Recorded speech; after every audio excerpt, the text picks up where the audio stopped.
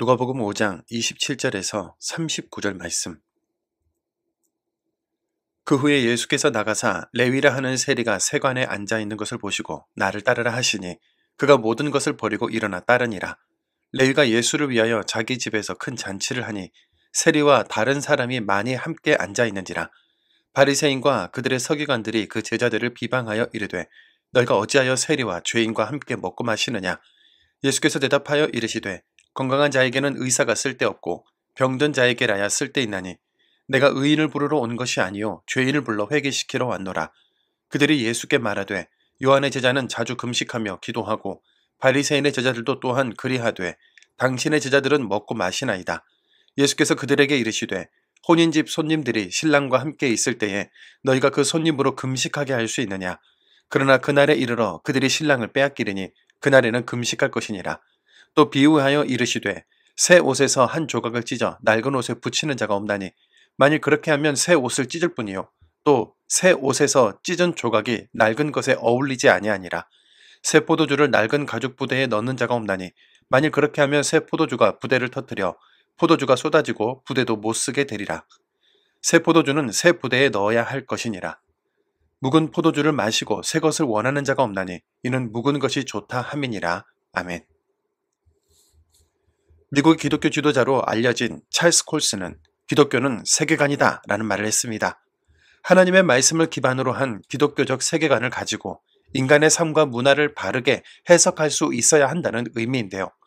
이 땅에서 그리스도인으로 살아가는 동안 어떤 영적 지도자나 단체가 말하는 대로 비판 없이 받아들이거나 옳고 그름을 바르게 분별하지 못한 채 알고리즘에 따라 편협한 생각을 갖게 되면 그 이후로 더 이상 바른 기독교라고 할 수 없는 것이죠. 실로 예수님은 바른 기독교 세계관으로 세상이 정한 정함과 부정의 옳지 않은 틀을 깨뜨리셨고 주류를 이루는 사람들보다 세리와 죄인의 친구가 되어 주셨습니다. 오늘 본문에서도 예수님은 당시 죄인으로 취급받던 세리 마태를 부르셨는데요. 세리는 같은 유대 민족이면서 로마의 편에 서서 세금을 강제로 부당하게 징수하는 일을 많이 하다 보니 가장 악질적인 존재들이라고 비판받던 사람들이었습니다. 하지만 예수님은 마태를 부르시고 그의 집에서 세리들과 죄인들을 초청하게 하셔서 그들과 함께 식사를 하셨죠. 세리 마태는 물론 그와 함께 했던 다른 세리들과 죄인들이 예수님의 초대에 응했다는 건 그들이 열린 마음의 가난한 심령이었고 주님과 함께 상호 인정, 우위, 평화와 사랑의 세계관으로 들어가게 되었다는 것을 의미합니다. 일본 바리새인들은 예수님의 행보를 비난하며 그분이 어찌하여 죄인들과 어울리는지를 따졌는데요. 그들은 여전히 율법의 세계관, 정죄와 비난의 세계관, 내 편과 남의 편 세계관에 갇혀 있었기 때문입니다. 이에 예수님은 건강한 자에게는 의사가 쓸데없고 병든 자에게라야 쓸데있다고 말씀하시는데요. 즉 예수님은 나는 스스로 의롭다고 생각하는 자들을 위해 온 것이 아니라 자신이 죄인임을 인정하고 회개하려는 자들을 위해 왔다는 것을 나타내신 겁니다. 논란은 여기서 멈추지 않습니다. 바리새인들과 요한의 제자들이 예수님의 제자들이 금식하지 않는 것을 문제 삼자 예수님은 신랑이 떠난 후에야 금식할 것이다. 지금은 신랑과 함께 혼인잔치를 치르는 중이다. 그리고 복음은 낡은 율법적 형식 속에서는 온전히 담길 수 없다는 점을 강조하셨는데요. 지금은 말씀으로 임재하신 주님과 함께 기뻐해야 할 때이고 언젠가 주님이 떠나시는 날이 오면 성령님과 함께 하나님 나라를 세워가기 위해 금식하며 기도할 때가 오게 될 거라는 겁니다. 이어서 예수님은 세계관의 혼란 속에서 갈등과 분열을 반복하고 있는 우리와 이 세대를 향해 새 포도주는 새 부대에 담아야 한다고 말씀하십니다. 즉 복음은 기존의 낡은 종교적 전통과 인간의 형식적인 신앙 안에 갇힐 수 없다. 복음을 담는 가죽 부대는 대대로 내려오는 전통, 교회의 구조와 정치, 행동, 양식 안에 담을 수 없고 새로운 마음과 새로운 방식으로 받아들여야 한다는 뜻입니다. 오늘 십자가 복음을 담고 있는 우리의 가족 부대는 무엇일까요? 신앙생활을 하면서 과거의 익숙한 방식에만 머물러 있거나 자신의 고정관념과 선입견으로 복음을 제한하지는 않는지 돌아보아야겠습니다.